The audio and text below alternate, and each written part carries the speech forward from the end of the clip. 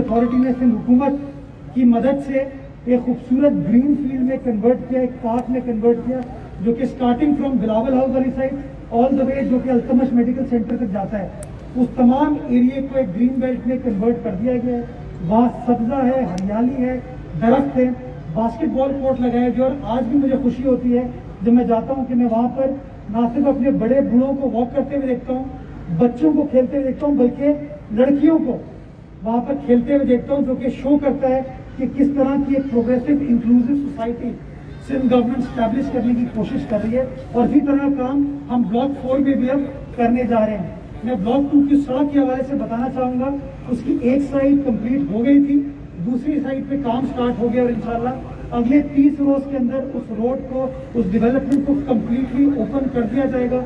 और आप तमाम लोग जाके 1 महीने बाद वो देख सकेंगे कि दिन में खूबसूरत डेवलपमेंट है और रात को लाइटों का बंदोबस्त किया गया है, ताकि तमाम लोग हर वक्त इस तमाम चीज़ों से लुत्फानंदोज हो सके। इसी जिला जनूबी के अंदर पीपल्स पार्टी ने, सिंध हुकूमत ने पीपल स्क्वायर की शक्ल में ओल्ड सिटी एरिया में खूबसूरत अर्बन स्पेस क्रिएट की। आप तमाम लोग जो कि मादी में SM लॉ कॉलेज जाते थे, आर्ट्स काउंसिल जाते थे, वहाँ पर आपको तबाही नजर आती थी। सिंध गवर्नमेंट ने कराची नेबरहुड इम्प्रूवमेंट प्रोजेक्ट के तहत ना सिर्फ वहाँ पर 350 गाड़ियों की underground basement parking facility establish की, 700 मोटर बाइक्स की, बल्कि उसके ऊपर जो जमीन थी उसके खूबसूरत अर्बन स्पेस में कन्वर्ट किया, जिसकी कोई चार्जेस नहीं है, पब्लिक के लिए ओपन है, जहाँ पे एक आम आदमी जाके उस खूबसूरत कराची के ओल्ड आर्किटेक्चर को से लुत्फानंदोज हो सकता है, उसको देख सकता है, अपनी गाड़ी खड़ी करके वो आर्ट्स काउंसिल जा सकता है, बर्न्स रोड जाके खाना खा सकता है। और ये तमाम चीज़ें सिंध गवर्नमेंट कर रही है। और नेक्स्ट फेज में इंशाल्लाह हम बर्न्स रोड को और पाकिस्तान चौक से हक्कानी चौक के एरिया को उस अर्बन स्पेस में कन्वर्ट करें, जिसको हम पेडेस्ट्रियनाइज करेंगे, ताकि शहरी अपनी गाड़ी को उस पीपल स्क्वायर की पार्किंग फैसिलिटी में पार्क करके उस ओल्ड सिटी एरिया जा सके, अपने खूबसूरत पुराने ओल्ड आर्किटेक्चर को एंजॉय भी कर सके और बंस रोड का जो ज़बरदस्त मज़ेदार खाना है उसको एंजॉय कर सके। इसी तरह पिछले दिनों आपने देखा कि वज़ीर आला सिंध मरीर एक्सप्रेसवे के हवाले से ब्रीफिंग पर गए थे, उसका भी काम इंशाल्लाह इस महीने के आखिर में स्टार्ट हो जाएगा। ये भी एक बहुत बड़ी डेवलपमेंट कराची शहर के लिए होने जा रही है, जो कि कराची के इस हिस्से को मलीर वाले हिस्से से कनेक्ट करेगी, जो कराची के अंदर ट्रैफिक कंजेशन के मसाइल थे उनको हल करने में अपना किरदार अदा करेगी। मैं आप लोगों को एक और अच्छी खबर अर्बन स्पेस के हवाले से कोरंगी और इब्राहिम हैदरी का इलाका है, जहाँ पर मैं आप सबको दावत देना चाहूँगा, सिविल सोसाइटी को दावत देना चाहूँगा कि आप लोग मेरे साथ वहाँ चलें, मैं आपको दिखाऊँ कि उस पसमानदा इलाके में सिंध गवर्नमेंट ने किस तरीके से ना सिर्फ कब्जा की भी ज़मीन को रिट्रीव किया है, बल्कि उसको एक खूबसूरत पब्लिक स्पेस में कन्वर्ट किया, ताकि एक आम आदमी उसको एंजॉय कर सके, उसको सेलिब्रेट कर सके। उसके ऊपर भी काम कम्प्लीटली ख़त्म हो चुका है और इंशाल्लाह इस महीने के आखिर तक उसको इनॉग्रेट कर दिया जाएगा। इसी तरह कराची के हर ज़िले में हम इस तरह का काम कर रहे हैं। हम चाहते ही हैं कि सोसाइटी हमारा हाथ थामे, members of civil society government के साथ मिलकर इन प्रोजेक्ट्स को ओन करे, इनको अप्रिशिएट करे और कराची का जो पॉजिटिव इमेज है इसको हम दुनिया भर के सामने उजागर कर सकें। Last but not the least, एक बहुत और बड़ा काम जो सिंध गवर्नमेंट करने जा रही है वो बोट बेसिन के एरिया को फूड स्ट्रीट में कन्वर्ट करने जा रही है। एक नया project Karachi neighbourhood improvement project के तवज्जुह से सिंध गवर्नमेंट ने कंसीव किया है, उसकी अप्रूवल सारे हो चुके हैं और इंशाल्लाह आइंदा चंद माह में आप देखेंगे कि उसके ऊपर काम स्टार्ट हो जाएगा, starting from swan circle till Nahre Khayam. इंशाल्लाह इस तमाम जो एक कमर्शियल एरिया है, जो हमारा एक अनऑफिशियल फूड स्ट्रीट है हमारी, उसको प्रॉपर कल्चरली इनहेंस्ड अंदाज से डेवलप करने जा रही है सिंध गवर्नमेंट। और आप देखेंगे वो भी एक बहुत अच्छा तोहफा कराची वालों के लिए और बिलखुसूस यहाँ पर जो लोग रहते हैं उनमें बसने वालों के लिए होगा। तो ये तमाम चीज़ें सिंध गवर्नमेंट आपके मसाइल को समझते हुए, despite all financial difficulties, despite all other intervention and interferences, Sindh government करने की कोशिश कर रही है। मैं मीडिया के तवज्जुह से कराची वालों को रिक्वेस्ट करना चाहूँगा कि गवर्नमेंट का हाथ थामिए, आपकी अपनी हुकूमत है, हुकूमत के साथ मिलकर काम कीजिए, ताकि आपके और हमारे बेहतरीन मफाद में ये जो डेवलपमेंट का, तरक्की का सफ़र है, इसको ना सिर्फ यकीनी बना सके बल्कि सस्टेनेबल बना सके। मैं ये समझता हूँ कि चीज़ें तामीर कर दी जाती हैं लेकिन उनको मेंटेन करना एक डिफिकल्टी होती है गवर्नमेंट की, और इसीलिए वो पब्लिक प्राइवेट पार्टनरशिप बड़ी इंपॉर्टेंट है सिंध गवर्नमेंट के दरमियान और सोसाइटी के दरमियान। यहाँ जो आसपास लोग बसते हैं मैं उनसे गुजारिश करना चाहूँगा इन तमाम अच्छे कामों में अपनी हुकूमत का साथ दें, अपना साथ दें ताकि इन तमाम डेवलपमेंट को सस्टेनेबल बना पाएँ और इसको लॉन्ग टर्म लेवल पर सस्टेन कर पाएँ। बहुत शुक्रिया। पाकिस्तान जिंदाबाद। अच्छा मुर्तज़ा नवाब साहब ये बता दें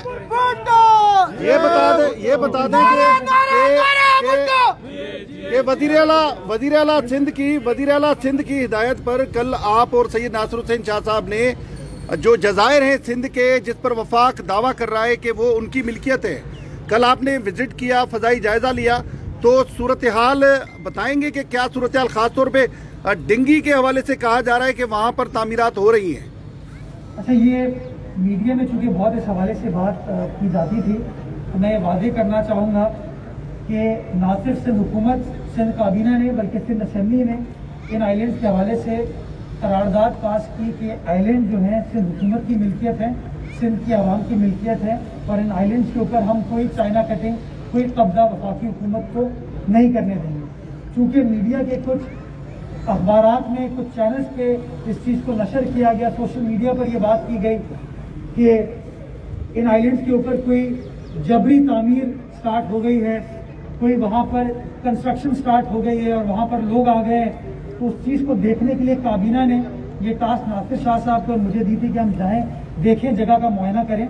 और कल हम वहाँ पर गए, हमने आइलैंड्स का प्रॉपर विजिट किया और मुझे आपको बताते हुए खुशी होती है कि आइलैंड के ऊपर कोई किसी तरीके की भी तामीराती सरगर्मी नहीं चल रही थी। ये तमाम बातें जो मीडिया पर नशर की गई हैं ये गलत हैं, बेबुनियाद हैं। वहाँ पर आज भी जो हमारे मछेरे भाई बसते हैं वो मछेरे अपनी फिशिंग का काम कर रहे थे कश्तियों के हवाले से। नेवी के कुछ सिक्योरिटी के जो पुरानी वहाँ पर इंस्टॉलेशन है, टावर वगैरह, वो वहाँ पर मौजूद था और एक हेलीपैड वहाँ पर मौजूद था। इसके अलावा जो भी बात कर रहे हैं कि वहाँ पर वफाकी हुकूमत ने कोई कंस्ट्रक्शन स्टार्ट कर दी है, ये बात सरासर गलत है। इस तरह की कोई कार्रवाई इस हवाले से नहीं हुई है। दूसरी चीज़, एक और बात जो की गई थी वो मैंग्रोव की कटिंग के हवाले से की गई थी कि वहाँ पर मैंग्रोव को काटा जा रहा है वफाकी हुकूमत से। कल हमने जब इस बात का मुआयना किया और ये हम अनअनाउंस गए थे, वहाँ पर किसी को बताकर नहीं गए थे, वहाँ पर कोई दरख्त को, मैंग्रोव को काटने की कार्रवाई नहीं चल रही थी। नासिर शाह साहब ने फौरी तौर पर आके वज़ीर आला सिंध को ब्रीफ भी किया और बाद में सेक्रेटरी फॉरेस्ट से हमने रुजू करते हुए बात को मेक श्योर करने की बात की है कि कानूनी एतबार से ये रिस्ट्रिक्शन है कि मैंग्रोव जो है वो कल्चरल हेरिटेज है, उनको आप हुकूमत की परमिशन के बगैर नहीं काट सकते। तो इसलिए जो फॉरेस्ट डिपार्टमेंट है उसको हिदायत जारी की जा चुकी हैं, इस तरह की अगर कोई सरगर्मी होती है तो उसको फौरी तौर पर रोका जाए। तो जो भी बातें मीडिया में की जा रही थी मैं उसकी तस्दीक करना चाहूँगा और मैं आपको बताना चाहूँगा कि वो मीडिया रिपोर्ट दुरुस्त नहीं थी। ये करके मतलब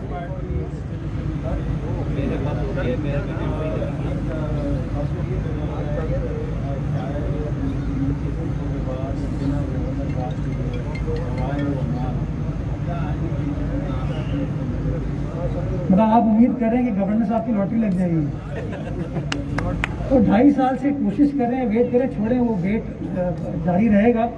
हम तो कहते हैं गवर्नर तब रहेगा या गवर्नर राज तब रहेगा जब ये हुकूमत रहेगी। तो हम तो ये समझते हैं, हम कन्विंस्ड हैं कि जो सिलेक्टेड हुकूमत है, आवाम दुश्मन हुकूमत है, जिसने सिर्फ और सिर्फ पिछले 2.5 साल में आवाम का इस्तेहसाल किया है, इस हुकूमत को कोई हक हुक्मरानी नहीं है और इंशाअल्लाह ये पीडीएम की मूवमेंट चल रही है उसके तवज्जुह से इस हुकूमत का हम छुटकारा दिलाएंगे। अच्छा, ये बता दें, पीडीएम ने जब अपने इकमली का या अपने एहतजाजी जो शेड्यूल है उसका ऐलान किया, आखिरी मरले का ऐलान किया जिसमें इस्तीफे और लॉन्ग मार्च शामिल है, उसके बाद हुकूमत ने भी जो है ना प्रिंटर बदला और वजीर दाखिला एक ऐसे शख्स को लाया जो सख्त अपोजिशन का हरीफ है, शेख रशीद साहब। तो ये मुकम्मल तसादम की तरफ जो है ना वो दोनों कुव्वतें, हुकूमत और अपोजिशन बढ़ने जा रही हैं। तो मुल्क कहाँ जाकर जो है ना वो रुके?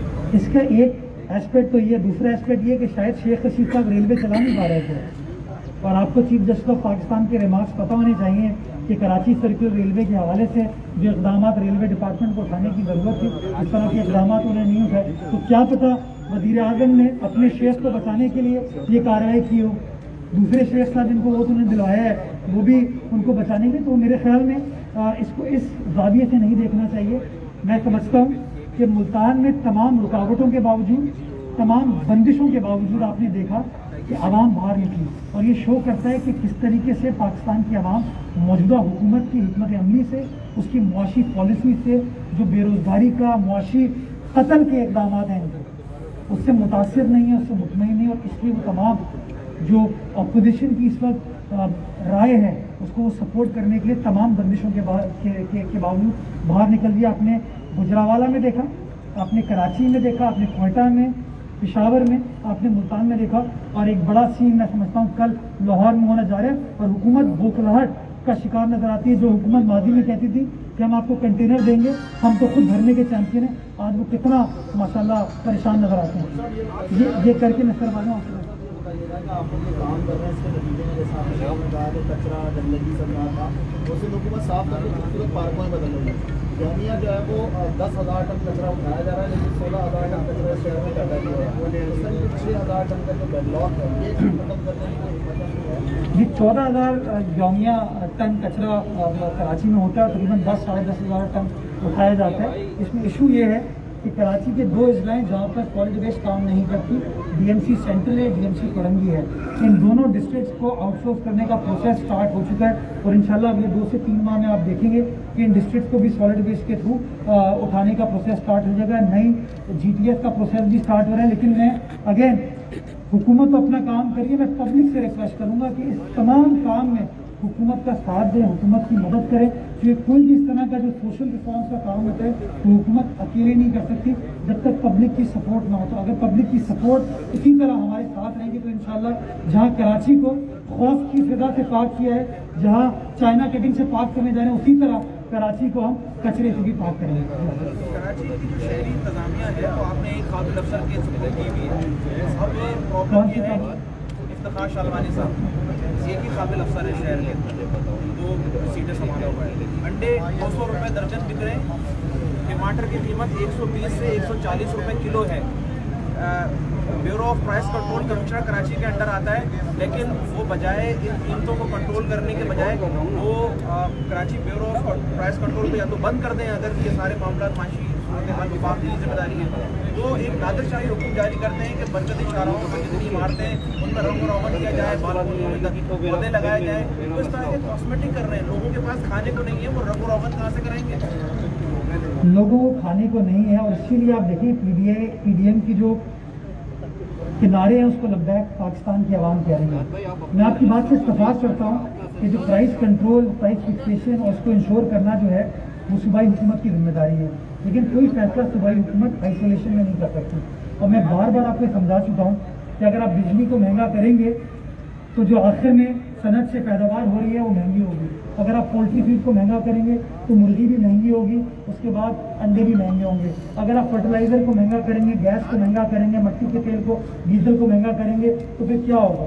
प्रॉब्लम ये है चूँकि बड़े लेवल पर, मैक्रो लेवल पे जो इक़दाम वफाकी हुकूमत उठा रही है उसका डायरेक्ट खमियाजा सनतकार भी उठाता है, आपका काश्तकार भी उठाता है, मजदूर भी उठाता है और आवाम भी उठाते हैं। तो जब तक ये नहीं हो सकता कि वफाकी हुकूमत कराची इलेक्ट्रिक के निर्खों में 2-2 रुपये, 2.5 रुपये का इजाफा कर दे और फिर कमिश्नर कराची को आप बोले कि जाओ अंडे की कीमतों को कम कराओ, जाओ आप सब्जी की कीमतों को कम कराओ, तो इसलिए एक होलिस्टिक स्ट्रैटेजी होने की ज़रूरत है। जब तक ये जो इसेंशियल रिक्वायरमेंट्स हैं, जो इसेंशियल रॉ मटेरियल है, इसकी कीमतों में कमी नहीं आएगी, जो कि वफाक कंट्रोल करता है। बिजली को, गैस को, मट्टी की तेल को, फर्टिलाइजर की कीमतों को हम कंट्रोल नहीं करते हैं, वफाकी हुकूमत कंट्रोल करते हैं। जब तक ये चीज़ें नहीं होंगी तब तक मैं समझता हूँ कोई प्रोविंशियल गवर्नमेंट भी ये काम नहीं कर पाएगी। आप हमें दोष देते चले, हम तो PTI दुश्मन है। पंजाब में बोलदार साहब तो PTI के दोस्त हैं, इस्लामाबाद में तो खान साहब खुद डायरेक्टली इन्वॉल्व हैं, तो वहाँ कीमतें क्यों कंट्रोल नहीं हो पाती? उसकी वजह ये है कि जो बेसिक रॉ मटेरियल है कि जो अवाम दुश्मन पॉलिसीज है PTI हुकूमत की, इनको रिजेक्ट करने का वक्त आ गया और इसीलिए हम अपनी अवामी रास्ता मोड़ लेकर चल रहे हैं। गवर्नर हाउस में खुफिया मीटिंगें चल रही हैं, अराकीन असेंबली को बुला के उसके साथ खुफिया मीटिंगें की जा रही हैं। हफीज शेख को सिंध से सेनेटर इंतखाब कराने की कोशिशें की जा रही हैं और यहाँ के मौजूद जो अराकीन सिंध असेंबली है उन्होंने भी शेरवानियाँ तैयार करा ली हैं कि ये कब इस्तीफा देंगे, हम मुंतखब होकर आएंगे। मेरे ख्याल में हम चले भी जाएंगे तब भी मुंतखब नहीं हो पाएंगे। ये सिलेक्टेड थे, सिलेक्टेड हैं और सिलेक्टेड ही रहेंगे। लेकिन आपने बड़ी अहम तरफ इशारा किया, गवर्नर हाउस सियासी हाउस नहीं है। गवर्नर हाउस में सियासी सरगर्मियां नहीं हो सकती। गवर्नर हाउस के अंदर पॉलिटिकल मामला ज़ेरे गौर नहीं आ सकते। और आपका सवाल गवर्नर साहब के खिलाफ चार्जशीट है कि गवर्नर साहब कैसे गवर्नर हाउस को सियासी मकासद के लिए इस्तेमाल कर सकते हैं, कैसे PTI गवर्नर हाउस को सियासी मकासद के लिए इस्तेमाल कर सकती है। ये जिस जगह हम खड़े हैं ना, ये जगह ने एक बार नहीं 2 बार सदर मुमलिकत को मुंतखब किया है। आरिफ अलवी साहब इस इलाके से इलेक्ट हुए थे, खुर्रम शेर जमान दूसरी बार इस हल्के से इलेक्ट हुए, लेकिन यहाँ पर हल्के में काम करते नजमी आलम नजर आ रहा है, पीपल्स पार्टी नजर आ रही है। तो ये लोग जो है ना कुछ नहीं करते, बातें करते हैं और उनका कोई और काम नहीं है। अब ये गवर्नर हाउस को, जो कि मैं समझता हूँ एक बहुत ही आईनी एतबार से अहम रिस्पेक्टेड इदारा है, उसको पॉलिटिकल मामला के लिए इस्तेमाल कर रहे हैं। मैं समझता हूँ आईन पाकिस्तान इस बात की इजाज़त नहीं देता। गवर्नर साहब को इन चीज़ों से गुरेज करना चाहिए, इन चीज़ों से इज्तनाब करना चाहिए। मीर साहब, आपकी सिंध काबीना और सिंध असेंबली के अरकान इस्तीफ़ा दे रहे हैं, तो अपोजिशन सिंध की जो है वो आप पर इल्ज़ाम लगा रही है कि ये टोपी ड्रामा है, तो उस पर क्या कहें? इसमें ऐड कर लीजिए कि खुर्रम शेर जमान ने कुछ देर पहले ये भी कहा है कि ये इस्तीफ़ा दें। 10 तारीख को इन लोगों ने इलेक्शन कमीशन ऑफ पाकिस्तान को पाकिस्तान पीपल्स पार्टी ने खत लिखा है ज़िमनी इंतखाबात के लिए 3 हल्कों में, तो उसमें मज़ीद हल्के भी ज़िमनी इंतखाबात में हम ले लेंगे और हमने तैयारी कर ली है कि कौन कौन से महकमों में कहाँ इस्लाहात लानी है। वो तो तैयार बैठे हैं, वो कह रहे हैं हम कबूल कर लेंगे आपके इसके लिए। मैं भी छोटी सी एक बात करूँ, छोटी सी, इन्होंने थोड़ा सा अरसे में कुछ इनको कराची में कंट्रोल करने की कोशिश मिली थी, तो उन्होंने जो पार्किंग के ठेके थे ना वो लेने शुरू कर दिए थे। और मेरा मुंह ना खुलवाए किसने दिलवाए क्या दिया वो भी मैं बताऊंगा अभी उनको। तो आपने बड़ी अहम बात की कि ये डिपार्टमेंट पे नजर लगा के बैठे हैं कि किस तरीके से उन डिपार्टमेंट में इस्लाहात नहीं करेंगे, उन डिपार्टमेंट पर मुसल्लत होके चीज़ों पर कब्जा करेंगे। ये लोग ये सोच सिर्फ सिलेक्टेड लोगों की हो सकती है, इलेक्टेड लोगों की नहीं हो सकती। आज भी मिनिस्ट्री ऑफ वाटर कराची से मुंतखब कैशर वाडा के साथ पास है, क्या कराची को उसके हिस्से का पानी वापदा से मिल रहा है? नहीं। 265 MKD की दरख्वास्त सिंध हुकूमत की आज भी वफाकी हुकूमत पेंडिंग है। अली जैदी साहब कराची से मुंतखब हुए, इसी शहर में पले बढ़े, अपने आप को शहर का बेटा कहते हैं। माजी में ये KPT और पोर्ट कासिम जो उनके अंडर मातहत काम कर रहा है, इस KPT ने पोर्ट कासिम ने कराची की डेवलपमेंट में काम किया था। यही जो थोड़ा आप आगे जाएंगे आपको अंडरपास बनता हुआ नजर आएगा, आगे आपको राउंड अबाउट बनता हुआ नजर आएगा। किसने किया था? KPT ने किया था। माजी में यही KPT कराची के लिए काम कर रहा था। इन 2.5 सालों में कोई एक काम आप मुझे बताएंगे कि कराची के बेटों ने KPT के जरिए, पोर्ट कासिम के जरिए इस शहर को तोहफा दिया और काम किया हो? मैं छोटी सी बात कर रहा हूँ, आरिफ अलवी साहब सदर मुमलिकत है, बहुत एहतराम है मेरे लिए। मुझे बताइए कि जो नारे उन्होंने 25 जुलाई से पहले यहाँ की आवाम को सुहाने ख्वाब दिखाए थे, क्या वो ख्वाब पूरे हो गए? कोई एक वादा है जिन्होंने वफा किया? तो मैं समझता हूँ वक्त आ गया है कि मीडिया के जरिए इनकी जो दोगलाना पॉलिसीज़ है, जो मुनाफत है, उसको शो करें। इनका मकसद एक ही है, किसी न किसी तरीके से लोगों से वोट हासिल करो और बाद में रफू चक्कर होगा। इस्तीफा वाला मूसा साहब, 2020 में कई हादसा हो चुके हैं, मखदूस और खतरनाक इमारतों की वजह से, गैर कानूनी तामीरात की वजह से। हुकूमत अहकामात भी देती है, लेकिन नीचे मुताल्लिक़ इदारे उस तरह से काम करते नजर नहीं आते हैं। तो सबसे बड़ा मसला 400 से ज़्यादा मखदूस इमारतें हैं जिनकी रीसेटलमेंट होनी है, किसी जगह उनको आबादकारी करनी है, लेकिन आज तक नहीं किया गया है। मुसलसल हादसा हो रहे हैं। हुकूमत इस मामले में क्यों इतनी गैर जिम्मेदारी बरत रही है? मुझे बताइए, मैं किसी शख्स को उसके घर से निकाल के मुतबादिल जगह कैसे शिफ्ट करूंगा अगर अदालत ने मुझे ज़मीन अलॉट करने से रोका हुआ है? आपको पता है सिंध वो वाहिद हुकूमत है जिसको ज़मीन अलॉट करने का अख्तियार नहीं है, क्योंकि अदालत ने हमको रोक दिया। तो ये जो बार बार आप तनकीद करते हैं बजाय है, लेकिन हमारी प्रॉब्लम ये कि अगर ये मखदूश इमारत में 100 लोग बसते हैं तो मैं इनको फुटपाथ पर तो नहीं एडजस्ट करूँगा ना, मैं किसी न किसी जगह इनको रिहेबिलिटेट करूँगा। और जब मैं रिहेबिलिटेट करने जाता हूँ तो मुझे ज़मीन की ज़रूरत है, ज़मीन की ज़रूरत है। अब आप मुझे बताइए कि जब ज़मीन को मुझे देने का इख्तियार नहीं होगा उसमें कैविएट्स लगा दिए जाएंगे फॉर वट एवर रीज़न। आज 10 साल हो गए, मेरे ख्याल में 9 साल हो गए कि कोई रिस्ट्रिक्शन लगी है, क्योंकि दिक्कत तो आएगी, एक प्रॉब्लम तो आएगी। तो इस मामले को स्ट्रीमलाइन करने के लिए मैं समझता हूँ एक बार फिर तमाम इदारों को बैठ कर मिलकर काम करने की ज़रूरत है ताकि ये जो बेसिक इशूज़ हैं आवाम के इनको रिजॉल्व करने के लिए हम सब अपना किरदार अदा कर सकें। लास्ट क्वेश्चन, आसरा मजदूर की दरख्वास्त पर भी ये सवाल कर रहा हूँ। 4,500 मजदूर इसके मिल से जो है ना वो निकाल दिए गए। पीपल्स पार्टी ने मजदूरों के आंसू पहुँचने का ऐलान किया था, लेकिन क्या पीपल्स पार्टी तो सियासत नहीं कर रही, क्योंकि अब तो कुछ नहीं हो रहा है उनकी तरफ से भी। अच्छा, पहले आपको याद है ना कि ऐसे कोई साहब खड़े थे, चश्मे उन्होंने लगाए हुए थे, सिंधी टोपी पहनी हुई थी, और लोगों को कहा था ये रिकॉर्ड कर लो, रिकॉर्ड करके ताकि बाद में तुम मुझे शर्मिंदा कर सको कि अगर तुम्हें मुलाजमतों से निकाला गया पीटीआई की हुकूमत की जानिब से तो मैं तुम्हारे साथ खड़ा हूंगा, अपनी हुकूमत के साथ नहीं खड़ा हूंगा। सदर मुमलिक आरिफ अलवी साहब ने भी ये बात की थी, असद उमर साहब ने भी इस तरह की बात की थी। तो मैं समझता हूँ ज़्यादा बेहतर ये है कि जिन लोगों ने खुद वॉलंटरीली कहा था कि हमें शर्मिंदा करना, मैं समझता हूँ उनको थोड़ी सी शर्म दिलाने का प्रोसेस तो स्टार्ट करना चाहिए। सिंध हुकूमत मजदूरों के साथ खड़ी हुई है, स्टील मिल के मुलाजिमीन के साथ खड़ी हुई है। हम आज भी समझते हैं कि मजदूर को रोजगार दिलाना हर हुकूमत की अव्वलीन जिम्मेदारी है। असासों को बेच के आप लोगों को रोजगार नहीं दिला सकते, असासों को चला के आप रोजगार लोगों को दिला सकते हैं। 2.5 साल इनको हो गया है, इनको स्टील मिल नहीं चला पाए, ये सिंध गवर्नमेंट के हवाले कर दें। स्टील मिल ज़मीन तो वैसी हमारी है, सिंध गवर्नमेंट की ज़मीन है, यहाँ की आवाम की ज़मीन है, स्टील मिल का कंट्रोल हमारे हवाले करें, हम इसको रिवाइव करके चला के देंगे। बहुत शुक्रिया।